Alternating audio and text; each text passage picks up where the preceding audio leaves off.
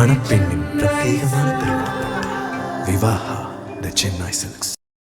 GT Holidays, South India's #1 travel brand. You know you are special when you're with GT Holidays. Nakkheeran நேயர்களுக்கு வணக்கம். இன்று நம்முடன் கருத்துக்களை பகிர்ந்து கொள்ள இணைந்திருக்கிறார் தமிழ்நாடு முற்போக்கு எழுத்தாளர்கள் மற்றும் கலைஞர்கள் சங்கத்தின் கடலூர் மாவட்ட பொறுப்பாளர் பால்கி அவர்கள். வணக்கம் சார். நக்கீரன் ஆசிரியர் குழு மற்றும் வாசகர்களுக்கு பால்கியின் அன்பு வணக்கங்கள். ஜெப்ரி எப்ஸ்டீன் ஃபைல்ஸ், இந்த அவருடைய ஃபைல்ஸ் தான் இப்போ சர்வதேச அளவில் பேசப்படுது.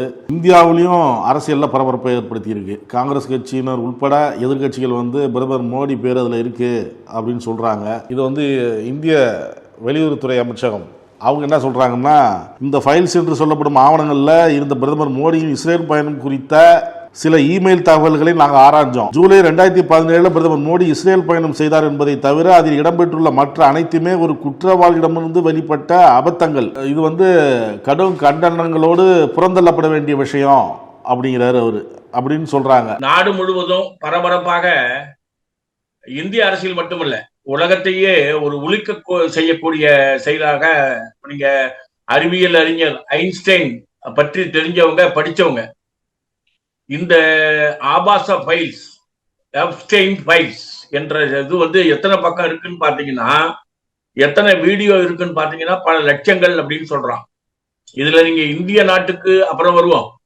நீங்க நம்முடைய பில் கிளின்டனுடைய ஒரு ஆபாச சமாச்சாரத்துக்கு ஒரு புத்தக வெளியீடு பில் கிளின்டனுடைய அது அசிஸ்டன்ட் மேல ஒரு குற்றச்சாட்டு வச்சு பில் கிளின்டன் மேல ஒரு விசாரணை வச்சாங்க. அமெரிக்க அரசியல்ல பழைய செய்தி அது.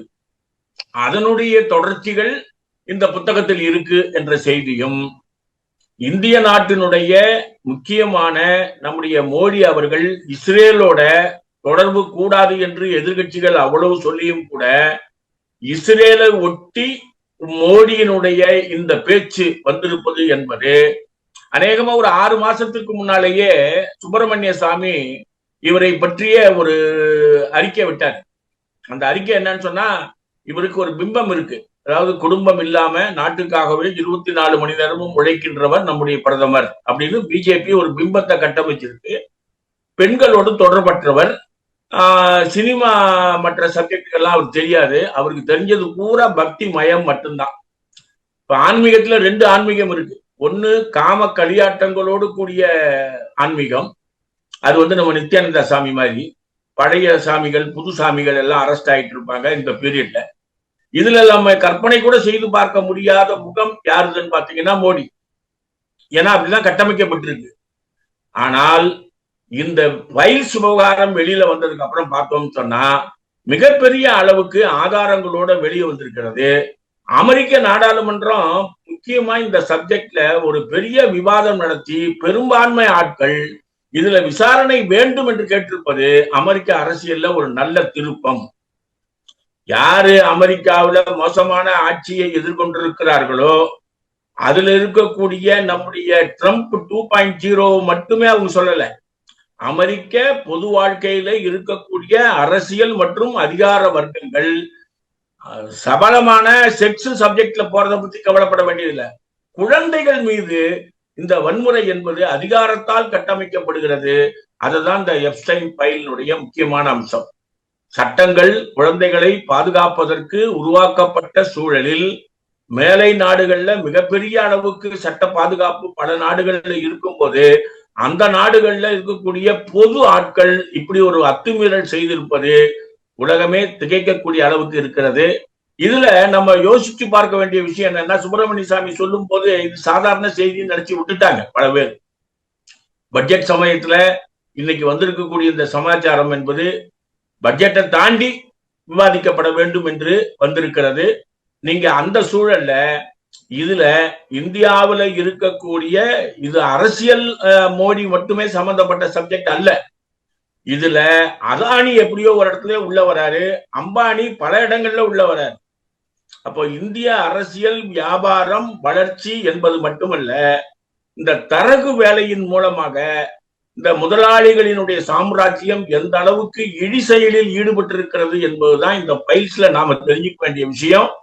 குழந்தைகள் சப்ஜெக்ட்ல இப்படி அத்துமீறிய நடவடிக்கைகள்ல இருப்பவர்கள் யாராக இருந்தாலும் அவர்கள் கண்டிக்கப்பட வேண்டியவர்கள், தண்டிக்கப்பட வேண்டியவர்கள். கடுமையான தண்டனைகள் மூலம்தான் அதில் ஒரு மாற்றம் நிகழ முடியும். ஏன்னா நீங்க இந்த சூழல்ல தான் ஒரு அறிக்கை விட்டு வந்திருக்காங்க பாருங்க. 3 நாளைக்கு முன்னால ஒரு வாரத்துக்கு 802 பேர் காணாம போறாங்க டெல்லியில. அந்த 802 பேர்ல 457 பேருக்கு மேல பெண்கள், குழந்தைகள். அப்போ இந்திய தலைநகர் அரசியல் என்பது வறுமையை பயன்படுத்தி, ஏழ்மையை பயன்படுத்தி, இழி செயலுக்கு பயன்படுத்தக்கூடிய ஒரு பெரிய நெட்வொர்க், ஆபாச நெட்வொர்க் என்பது வேலை செய்து கொண்டிருக்கிறது. உலக அந்த நெட்வொர்க்கினுடைய ஒரு கருவியாக இந்தியாவில் இந்த செயல்பட்டு இருப்பதை கண்டுபிடிக்க முடியாமல் அல்லது கண்டுபிடிக்க தைரியம் இல்லாமல் டெல்லி ஆட்சி செயல்பட்டு கொண்டிருக்கிறது. உள்துறை அமைச்சகம் பாதுகாக்க தவறி இருக்கிறது. இவைகள் முழுமையாக ஆராய்ச்சிக்கு உட்படுத்தப்பட்டு சம்பந்தப்பட்டவர்கள் யாராக இருந்தாலும் அவர்கள் மீது கடுமையான நடவடிக்கை எடுப்பது மட்டும்தான் நமக்கு சரியான ஒரு தீர்ப்பை கொடுத்த முறையை தோற்றுவிக்கும். இத வேடிக்கை பார்த்துட்டு போகக்கூடிய ஆட்களாக இருக்கக்கூடாது.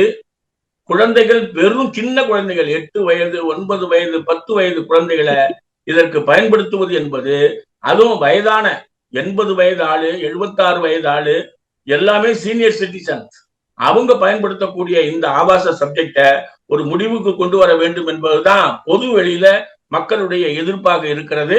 அதை அமுலாக்குவதற்கு நாம் குரல் கொடுக்க வேண்டும். மோடி பெயர் இடம்பெற்றிருக்கு, அதனால காங்கிரஸ் கட்சி உள்ளிட்ட எதிர்கட்சிகள் விசாரிக்கணும், மோடி உண்மையை சொல்லணும் அப்படின்லாம் சொல்றாங்க. ஆனா இந்திய ஒன்றிய அரசு வெளியுறவுத்துறை அமைச்சகம் என்ன சொல்லுதுன்னா, இந்த குறிப்புகள் ஆதாரம் இல்லாதவை, வெறும் ஊகங்கள் அடிப்படையில் அமைந்தவை மற்றும் ஒரு குற்றவாளியிடம் இருந்து கிளப்பிவிடப்பட்ட தேவையற்ற வதந்தி அப்படிங்கிறாங்க. குற்றவாளிகிட்ட இருந்து கிடைச்ச டாக்குமெண்ட்டை வச்சுதான் அமெரிக்க நாடாளுமன்றம் இதை 16 மணி நேரம் விவாதித்திருக்கு. குற்றவாளி மூலமாக வந்திருக்கக்கூடிய விஷயங்கள் தான். நீங்க பிரேமானந்தான் ஒரு சாமியார் புதுக்கோட்டையில கைதானாரு. புதுக்கோட்டையில கைதாகும் போது அவருடைய சீடர்கள் மட்டும்தான் நம்ம வெளிச்சத்துக்கு வந்தாங்க. ஆனால் அதிகாரத்துல இருக்கக்கூடிய மாவட்ட ஆட்சித்தலைவர்களுடைய பல பெயர்கள் பிரேமானந்தா சொன்ன பிறகுதான் விசாரணைக்கு எடுத்துக்கொள்ளப்பட்டது. அதனால குற்றவாளியிடம் இருந்து வரக்கூடிய விஷயங்களை புறக்கணிப்பது என்பது சரியல்ல. அமெரிக்க நாடாளுமன்றம் எப்படி கணக்கில் கொண்டதோ அதே போல சீதையை தீக்குளிக்க வச்சு ராமாயணத்துல ஒரு மிகப்பெரிய மாற்றத்தை மக்களுக்கு போதித்த நாடு நம்முடைய நாடு. நாம ராமாயணத்தை அவங்க சொல்றதுக்கு பதிலாக நாமளே சொல்லுவோம்.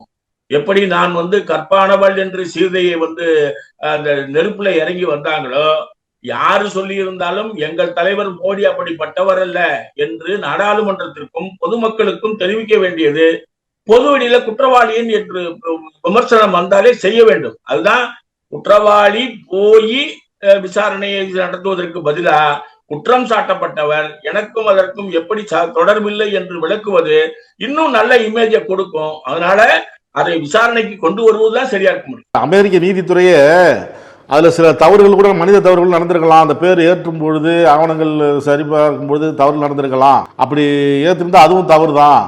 அதனால சில பக்கங்களை நிறுத்தி வச்சிருக்கு அப்படின்னு தகவல் வெளியாகுது.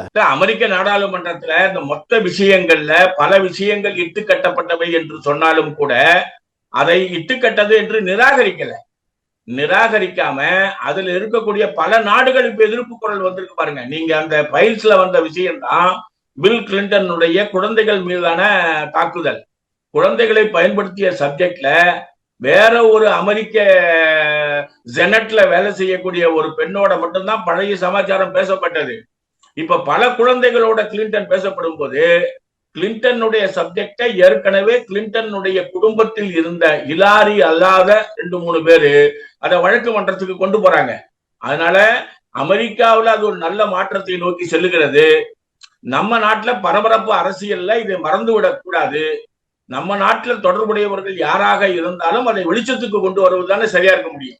தமிழகம் முழுவதும் உள்ள பல்கலைக்கழகங்களில் துணைவேந்தர்களை நியமிக்கும் அதிகாரம் கவர்னரிடம் இருந்தது. அதை மாநில அரசு கொண்டாடணும் அப்படின்னு சொல்லி தமிழக அரசு முதல்வர் கையில் ஒப்படைச்சாங்க. அதுக்கான இதெல்லாம் சட்டமன்றத்தில் நிறைவேற்றினாங்க.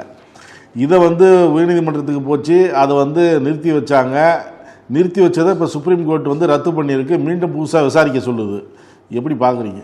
உச்ச நீதிமன்றம் பல நேரங்கள்ல சரியான நமக்கு ஒரு பார்வையை கொடுக்கக்கூடிய விஷயங்களை சொல்லலைன்னா கூட இந்த உச்ச நீதிமன்றத்தினுடைய இந்த அறிவிப்பு என்பது எந்த பின்னணியில பார்க்கப்படணும் வாசகர்கள்னா, பல மாநிலங்கள்ல கவர்னர்கள் தலையிட்டு கல்வித்துறையை நாசமாக்குகிறார்கள்.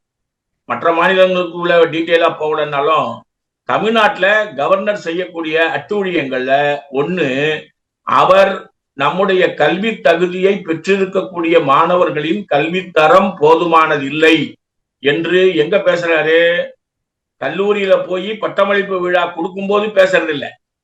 பட்டமளிப்பு விழாவில போய் இவரு பட்டத்தை கொடுத்து விட்டு வந்து வெளியே பல இடங்கள்ல சொல்றாரு. ஒரு முறையான அந்த அறிவிப்பை சொல்ல வரவரு எங்க சொல்லணும்? அங்க சொல்லணும். அங்க சொல்ல மாட்டாரு. ஆனால் எல்லா பொது வெளியில உள்ள பங்கன்லையும் தன்னை முன்னிலைப்படுத்தி கொண்டிருக்கிறார். எந்த தகுதியுமே இல்லாத ஆட்களை கவர்னரா போடும்போது அதுல ஏற்படக்கூடிய பாதிப்புல ஒண்ணுதான் இந்த கவர்னர்களுடைய அத்துமீறிய பேச்சுக்கள். இப்ப அவரு 2 நாளைக்கு முன்னால ஒரு அறிக்கை விடுறாரு தமிழ்நாடு அரசை பற்றி, உயர்கல்வித்துறை அமைச்சகத்தை பற்றி. உயர்கல்வித்துறை அமைச்சகம் என்ன கேள்வி கேட்கிறதுன்னா, துணைவேந்தர் இல்லாம பல பேராசிரியர்களுடைய பணி நீட்டிப்பு விவகாரம் உட்பட நிதி ஒதுக்கீடு உட்பட முடிவெடுக்க முடியாமல் திணறுகின்ற போது இவர் யூஜிசில டிஸ்பியூட் உள்ள ஒரு கேஸுக்கு யூஜிசில இருந்து ஒரு ஆளை போடணும். அப்படி போடாத வரைக்கும் நீங்க அதை நீட்டிப்பு செய்யாம அப்படியே பெண்டிங் வைங்கன்ற. என்ன விஷயம்னா, கவர்னராக இவர் இருந்து கொண்டு கல்வித்துறையினுடைய வளர்ச்சி நடவடிக்கைக்கு தடையாக இருக்கிறார். இத நாம துணைவேந்தர் என்ற முறையில ஒரு சட்ட திருத்தத்தை சட்டமன்றத்துல கொண்டு வந்து நாம உச்ச நீதிமன்றம் போறோம். உச்ச நீதிமன்றம் என்ன சொல்லியிருக்கு பாருங்க. திருப்பரங்குன்றம் தீர்ப்பு சொல்லக்கூடிய நீதிபதிகள் எப்படி முறையற்ற வகையில பேசுறாங்களோ அதே போல இந்த சப்ஜெக்ட்ல எவ்வளவு வேகமாக அவசரமாக கொடுத்தது தவறுன்றாங்க. ஒரு ஜட்ஜி மேல நாம் வச்சிருக்கிற மரியாதை கடவுளுக்கு நிகரானது. அப்போ ஜட்ஜி எந்த அளவுக்கு பொறுப்போடு செயல்பட வேண்டுமோ அப்படி செயல்படுவதில்லை என்று உச்ச நீதிமன்றம் சுட்டிக்காட்டி இருக்கிறது. கல்வித்துறையில ஏற்பட்டிருக்கக்கூடிய தேக்க நிலையை மாற்றுவதற்கு உச்ச நீதிமன்றம் சொல்லி இருக்கக்கூடிய இந்த தீர்ப்பு வரவேற்கப்பட வேண்டியது.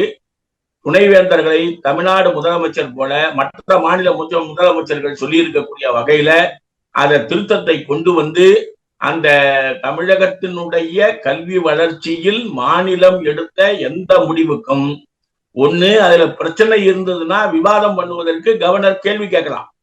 கேள்விக்கு தமிழ்நாடு அரசு பதில் சொல்லும்.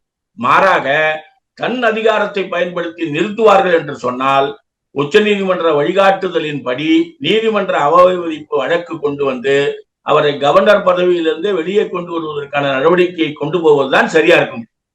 அதனால கவர்னர் இப்போது பொறுப்பை உணர்ந்து தேர்ந்தெடுக்கப்பட்ட தமிழ்நாடு அரசு சொல்லக்கூடிய பணிகளுக்கு ஒத்துழைப்பு கொடுப்பதுதான் தமிழகத்தினுடைய கல்வி வளாகத்தில் உள்ள மாணவர்களுக்கும் பேராசிரியர்களுக்கும் கல்வித்துறைக்கும் நல்லது என்றுதான் நம்ம கருதுறோம். மக்கள் நீதி மய்யம் கட்சியின் தலைவர் ராஜ்யசபா உறுப்பினர் கமல்ஹாசன் நேற்று ராஜ்யசபாவில் தனது முதல் உரை கன்னி உரையை நிகழ்த்தியிருக்கிறார். ஓட்டையும் நாட்டையும் நான் விற்க மாட்டேன், தமிழ் மொழி எனக்கு கற்று தந்தாங்க, ஆசிரியர்கள் கற்று தந்தாங்க, அந்த ஆசிரியர்களில் ஒருவர் அண்ணா. தமிழ் மொழிக்கு ஏதாவது ஒரு இடையூறு வருது, சிதைக்கிற மாதிரி வந்தாங்கன்னா அதை எப்படி எதிர்கொள்ளணும் அப்படிங்கிறது அந்த ஆசிரியராக இருந்த அண்ணா கற்றுக் கொடுத்திருக்கிறார். உட்பட பல்வேறு விஷயங்கள் அதில் பேசியிருக்கிறார். எஸ்ஐஆரை பற்றி பேசியிருக்கிறார். அவருடைய உரையை எப்படி பார்க்குறீங்க? கமலஹாசனுடைய உரை பல லட்சம் மக்களால நேற்று முகநூல்ல வரவேற்கப்பட்ட உரை. நேற்று பரபரப்பா பேசக்கூடிய இந்த சப்ஜெக்டுக்கு நாம கூட ஒரு வாரத்திற்கு முன்னால இந்த அம்மா பழைய பேசின பேச்சது. அதாவது தமிழ் தெரிந்தால் பிச்சை கூட எடுக்க முடியாது, அதாவது பிச்சை எடுப்பதற்கும் தமிழ் மொழி பயன்படாது. எனக்கெல்லாம் ஒரு மனசுக்குள்ளே ஒரு ஆசை இருந்தது. அனைத்து தமிழ் அமைப்புகளும் ஒன்றாக சேர்ந்து, தமிழை ஆதரிக்கக்கூடிய அரசியல் கட்சிகள் ஒன்றாக சேர்ந்து, அந்த நிதி அமைச்சர் தமிழகத்திற்கு வரும்போது மிகப்பெரிய அரசியல் நடவடிக்கை, அவங்களை திரும்பி போக செய்யக்கூடிய நடவடிக்கை எடுக்க வேண்டும் என்று நாம யோசிச்சோம். அதுக்கு ஒரு வடிகால் இன்னைக்கு முதல் நடவடிக்கையாக நம்முடைய கமலஹாசனுடைய உரை அமைந்தது. அவருடைய பாணியிலே அந்த வசனத்தை எப்படி மாத்திட்டாரு பாருங்க. அவருக்கு 3 மொழி தெரியும். இந்த அம்மா நினைச்ச சமஸ்கிருதம் உட்பட கோட் பண்ணி அழகா பேசியிருக்காரு. என்ன சொல்லியிருக்காரு?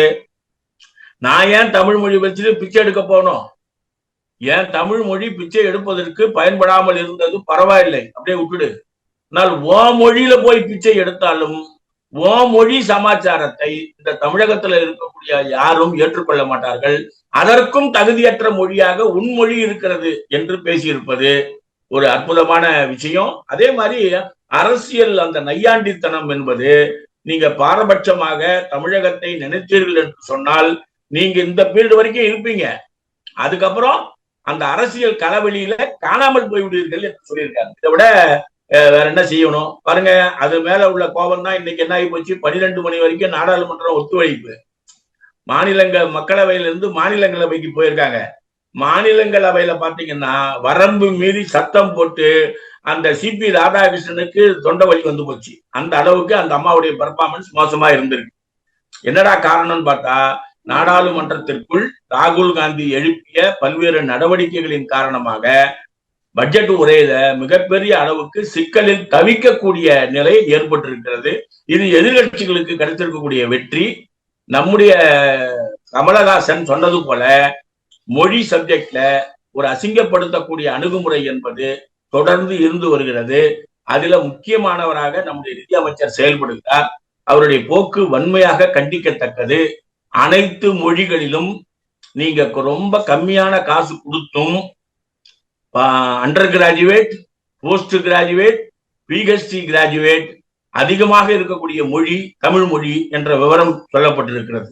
அதனால கண்ணை மூடாம தொடர்ந்து பார்த்து தமிழ் மொழியினுடைய பெருமையை நிர்மலா சீதாராமன் தெரிந்து கொள்ள வேண்டும் என்பதுதான் நம்முடைய வேண்டுகோள். மடப்புறம் அம்மன் கோவில் காவலாளி அஜித் மரணம், இது கோர்ட் நேற்று என்ன சொன்னது, புகாரே அடிப்படையில் உண்மை இல்லை, இப்படி ஒரு உயிர் போயிருக்க அப்படின்னு கோர்ட்டு கண்டிச்சிருக்கு. காவல்துறையினருக்கு பாடம் புகட்டணும் அப்படின்லாம் சொல்லியிருக்கிறாங்க. வழக்கு இன்னும் தள்ளி வச்சிருக்கிறாங்க. நீ விசாரணைய எப்படி பார்க்குறீங்க? அது ஒரு உயிர், அதாவது சம்மந்தம் இல்லாமல் ஒரு உயிர் போயிருக்க, புகாரில் முகாந்திரம் இல்லாம அப்படின்னு சொல்றாங்க. அதாவது இந்த காவலாளி ஒரு அம்மா, ஒரு வசதியான அம்மா ஒரு காரை பார்க் பண்ணிட்டு அந்த அம்மா ஒரு கம்ப்ளைண்ட் கொடுக்குறாங்கன்னு சொன்னா, இதுவரைக்கும் காவல்துறை அதை எப்படி வழக்கு பதிவு செய்ய வேண்டும் என்பது வழிகாட்டுதல். அந்த அம்மா சொன்னது உண்மையா, அந்த அம்மாவுடைய பேக் போன் என்ன என்பதெல்லாம் யோசிக்காம ஒரு கம்ப்ளைண்ட் வந்த உடனே காவலாளியா இருப்பவன் குற்றவாளி என்று அந்த ஸ்டேஷன்ல இருக்கக்கூடிய அந்த காவல்துறை ஒரு 6 பேர், இந்த 6 பேர்ல ஒருத்தர் மட்டும்தான் தாக்குதல் நடத்தல, மீதி 5 பேர் தாக்குதல் நடத்தி ஒரு மிகப்பெரிய அவப்பெயரை உருவாக்கி இருக்கிறார். இப்போ ஆராய்ச்சியில கண்டுபிடிச்சிருக்கிறது என்ன, சிபிஐனுடைய தரப்பு ஒரு கிட்டத்தட்ட பல விசாரணைகள் எல்லா பக்கமும் நடந்த பிறகு பாத்தீங்கன்னு சொன்னா அப்படி ஒரு நகை தொலையவே இல்லை. நகை தொலைஞ்சிருச்சான்றத ஆதாரத்தை கண்டுபிடிச்சு அதுக்கப்புறம் விசாரணையை தொடங்கணும். அதிகாரம் கையில இருக்கிறதுனால காவல்துறை அப்படி ஒரு நடவடிக்கை எடுப்பது ஆரோக்கியமானது இல்லை. சாதாரண மனிதர்கள் காவல்துறை மீது வைத்திருக்கக்கூடிய நம்பிக்கை மிகவும் பலவீனமாக இருக்கிறது தமிழகத்துல. அதிமுக ஆட்சி 10 வருஷத்துக்கு பின்பு திமுக ஆட்சிக்கு கொண்டு வந்த பிறகு பல இடங்களில அங்கொன்றும் இங்கொன்றுமாக அத்துமீறல்கள் காவல்துறையால் நடந்தது. அதுல ஒரு மோசமான சமாச்சாரம் இந்த அணுகுமுறை. அதனால இதுல கொண்டு வந்திருக்கக்கூடிய அந்த உண்மை வெளிச்சத்தின் அடிப்படையில காவல்துறை ஆட்களுக்கு ஜாமீன் கூட கொடுக்க கூடாதுன்னு அந்த நீதிபதி சொல்லியிருப்பது.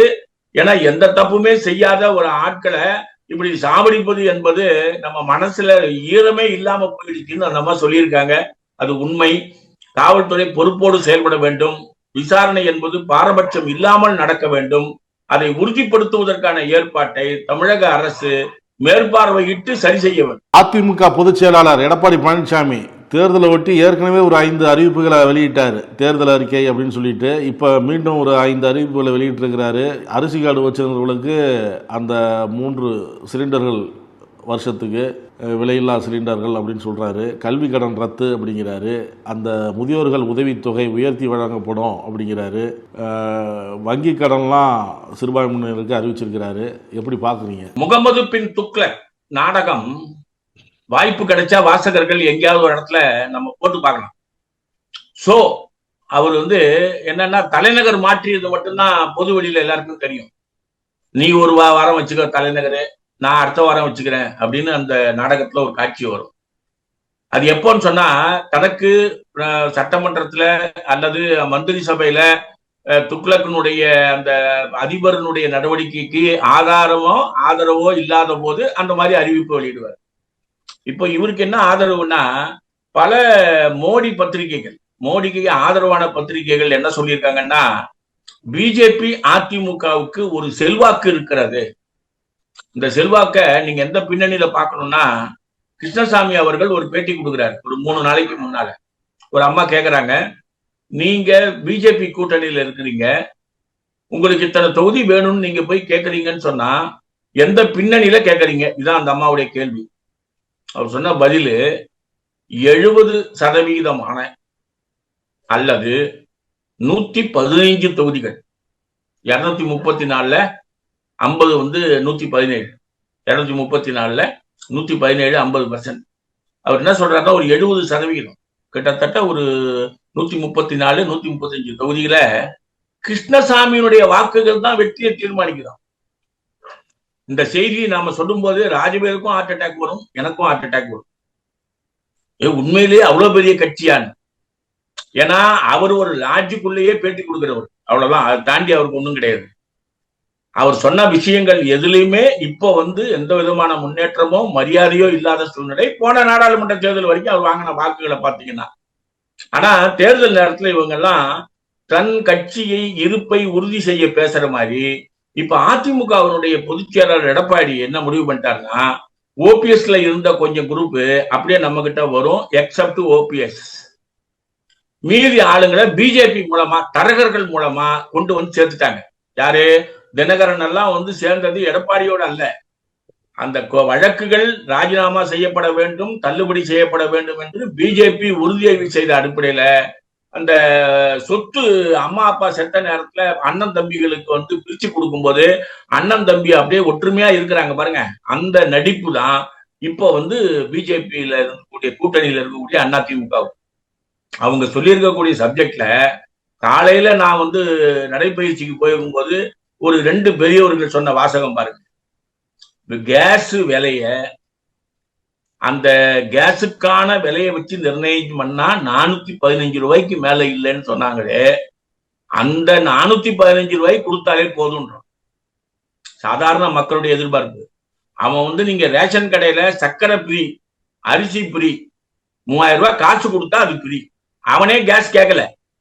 கேஸுக்கு கிட்டத்தட்ட 900 ரூபாய் கொண்டு நீ நிறுத்திருக்க. கிட்டத்தட்ட நீ எனக்கு ஒரு மாசத்துக்கு ஒரு 2 அல்லது 3 சேவைப்படுகின்ற மிடில் கிளாஸுக்கு 415 ரூபாயில கொடுத்தா போதுன்றதுதான் அவனுடைய எதிர்பார்ப்பு. ஆனா மொத்தம் சப்ஜெக்டும் உறுதிமொழி கொடுக்குற மாதிரி நீங்க மொத்த கடனும் தள்ளுபடி, உங்களுக்கு 3 இது கரெக்டா நீங்க அந்த தென்கட்சிக்கோ சாமிநாதன் சொல்லுவார். ஆமா, ஒரு கரெக்டா ஒரே நேரம். எனக்கு ஒரு நிலம் லாட்டரி சீட்டு வாங்குறேன். லாட்டரி சீட்டு வாங்கி பரிசு விழுந்தா பக்கத்துல உள்ள நிலமெல்லாம் வாங்கிடலான்னு நான் நினைக்கிறேன். என் கூட இருக்கக்கூடிய ராஜவேல் என்ன நினைக்கிறாரு, அதே லாட்டரி சீட்டு நான் வாங்கியிருக்கிறேன், எனக்கு விழுந்து போச்சுன்னா ஒரு 500 மாடு வாங்கணும்னு நான் நினைக்கிறேன். ராஜவேலு நினைச்சு அந்த நினைச்ச மாடு என் நிலத்துல கனவுல என் நிலத்துல மேயுது. என் நிலத்துல ஏண்டா மேயுதுன்னு நான் அண்ணன்கிட்ட கேள்வி கேட்கிறேன்.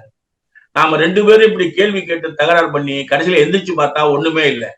அது போல மாவட்ட செயலாளர்கள் கூட்டம் முடிஞ்சு வெளியே வரும்போது பார்த்தா சொன்ன உறுதிமொழிகள் சொன்னவங்களுக்கே ஞாபகம் இல்லாம போகக்கூடிய அளவுக்கு தான் இன்னைக்கு இருக்கு. எடப்பாடி பழனிசாமி அவர்களுக்கு எப்படியாவது இந்த தேர்தல்ல திமுகவை வீழ்த்தி விட்டு மேலே போவதற்கு ஒரு பெரிய நம்பிக்கை வந்ததற்கான காரணம் ஒரு சில உதிரி கட்சிகள் கூட வந்திருக்கு. அதாவது அதிமுக பிரிஞ்ச ஓட்டு இருக்கு பாருங்க, அந்த ஓட்டுகள் பூரா நம்ம கிட்ட வந்துரும் என்ற நம்பிக்கை இருக்கு. நம்பிக்கையை இப்ப நடக்குமா என்பது தேர்தலில் தான் தெரியும்.